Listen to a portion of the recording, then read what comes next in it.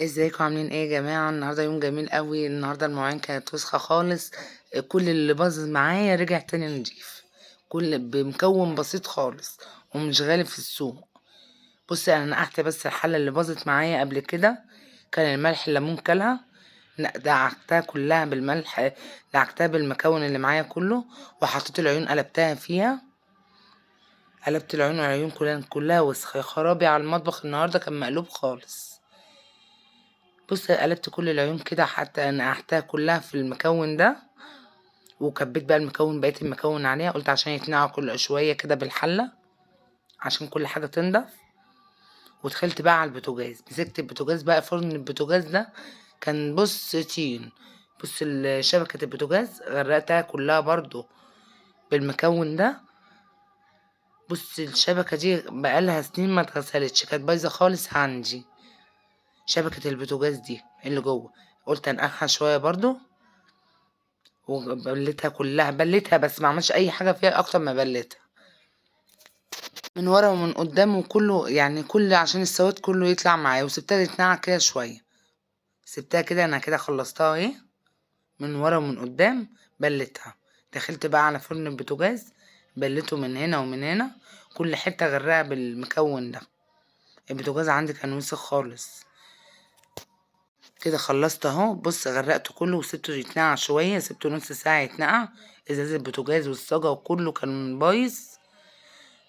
بص اصلا وانا ببل كده بالراحه كده بالليفه، كله بقى اصلا بيسيح معايا، كل الوساخه بتحس انها بتبوش معايا. واعمل الازاز برضو. الازاز برضو كان وسخ قوي عندي، ان انا ما بغسلش الفرن غير كل فتره، ما بغسلوش على طول. وفاتحه النور عشان اوريكم برضو الوساخه كانت عامله ازاي قبل وبعد. وهمسك برضو ظهر الفرن كده من قدام، وبرضو بغسله بقى بالسلك عشان انضفه بقى دلوقتي. جبارة والله، جبارة على اللي انا عملته النهاردة فيها. بص كل حاجة الوساخة كلها بتتشال. انا بشيل من الجناب وكله بدعك. بص حتة حتة كده بدعكها. بص دعكته كله اهو. هنضفه دلوقتي، امسحه بقى بالقماشة واغسل الازاز اهو. بص الازاز كله كل اللي فيه ضاع. الوصفة دي خلت كل حاجة الوساخة كلها، ما بقاش فيه وساخة في الفرن نهائي.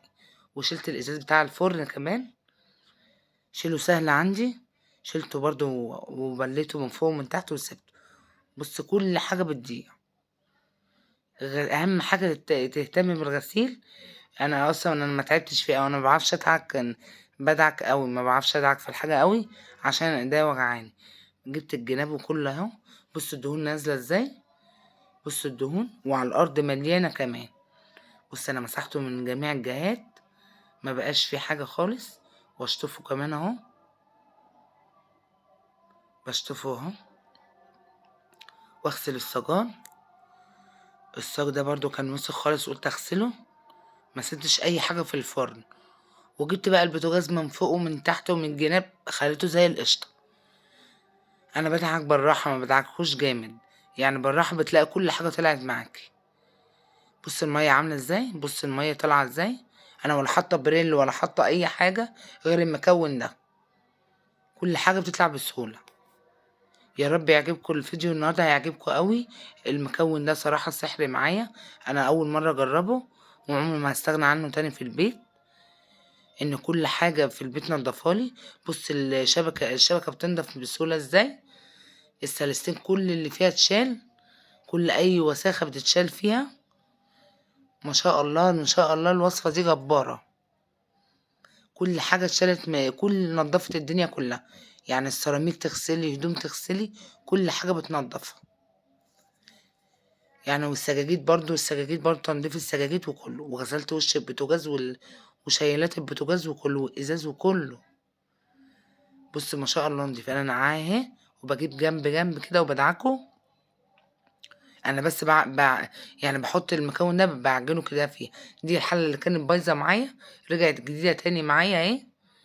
من جوه ومن بره بقت زي القشطه، ومدعكتهاش كتير. والشياله هي انا دعكت فيها ولسه كمان منقوعه. العيون كلها بقت زي القشطه.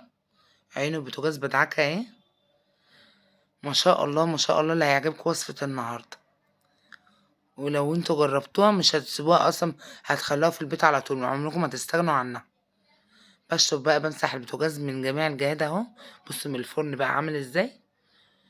يعني انا غسلته وكل حاجه غسلتها فيه، الشياله رجعت نضيفها تاني وكله نضف تاني، من فوق ومن تحت ما شاء الله كل حاجه نضفت النهارده. قلب الفرن بقى زي القشطه كأني شارياه جديد. ما شاء الله الف ما شاء الله. يا رب يعجبكم وصفه النهارده. بص قلب البوتاجاز من جوه هنا، قلب البوتاجاز من تحت نضف. كده خلصت البوتاجاز بقى زي القشطه، وغسلت بيه الرخامه وخليت الدنيا زي البفتة.